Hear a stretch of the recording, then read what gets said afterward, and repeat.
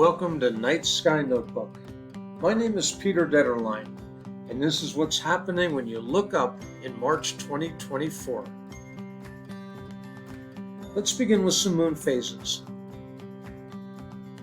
The month of March opens up with a third quarter moon on March 3rd, new moon on the 10th, first quarter on the 16th, and full moon on the 25th. And a lot of neat things happening on the 25th, so we want to really focus on that.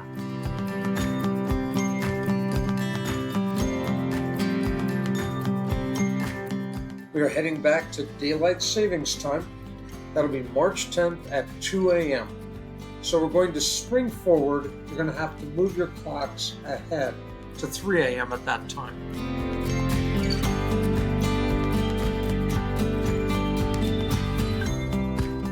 Jupiter and the moon get together on March 13th. The two objects will look beautiful over in the western part of the sky, and that is really going to be a neat thing for you to see. But I want you to keep watching because on the 14th of the month, the moon is going to catch up with the Pleiades and have Jupiter just below. So Jupiter, the moon, and the Pleiades will almost be in a straight line, with the moon much closer, only about a half a fist away from the Pleiades if you hold your fist out at arm's length. That's about 2.5 degrees. Binoculars would be a great help. The Pleiades are beautiful through binoculars, and also the Hyades, a very old cluster.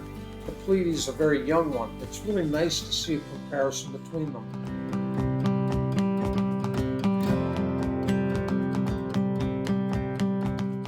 The first day of spring finally arrives March 19th this year, almost the 20th.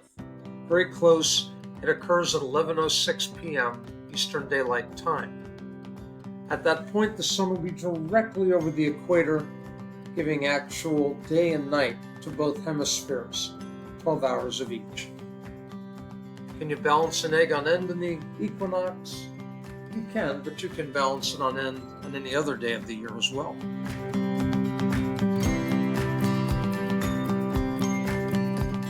March 25th. Here we go. Right after midnight, starting at about 12:30, start to look for the bottom of the moon starting to get a little bit darker. Not by much. It is subtle. You're looking at the penumbral eclipse. What's really happening is the moon is going into the Earth's shadow, but it's not going into the deep, dark part of the shadow, the outer, lighter one, the penumbra. Check this out, because it's almost going to completely cover the moon, and it's going to last for some time, from about 12:30 in the morning to 5:30 in the morning. The maximum, as shown here, will be about 3:30 in the morning. And if you look carefully at the top, it's a little bit brighter than the rest of the moon. As I said, it's going to be subtle. Binoculars will help to see the difference better. My friend Gary Becker tells me sunglasses may help. That might be interesting to try to get a better contrast with it as well. So we'll see if that does the job. The eclipse is setting you up for the total solar eclipse that's going to happen on April the 8th. And that's really going to be very, very cool. So things are really starting to line up.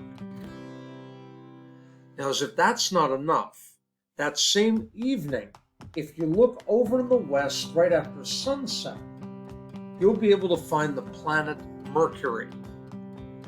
Mercury doesn't show up very often in our night sky, so when you see it, take advantage of it. It's easy enough to locate. It looks like a bright star, but it's still going to be fairly low. You want a nice dark sky, and binoculars will help to initially find it. It will look star-like to the eye. With binoculars, see if you can see the gibbous shape of Mercury. It goes through phases like the moon, so it won't be quite full. Jupiter is going to be a little bit further up in the sky, and of course, no problem seeing Jupiter at all. It's very, very bright. So the smallest and the largest on the evening of the 25th.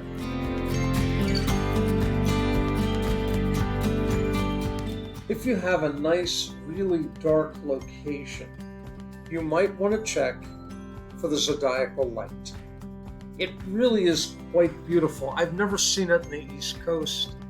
It's never really been quite dark enough, but if you get up to Cherry Springs somewhere, I bet you could catch it. What you're really looking at is the dust from collisions that happened at the very beginning of our solar system. So this is really kind of cool. It's leftover debris from the planetesimals, the asteroids and the comets from those early days.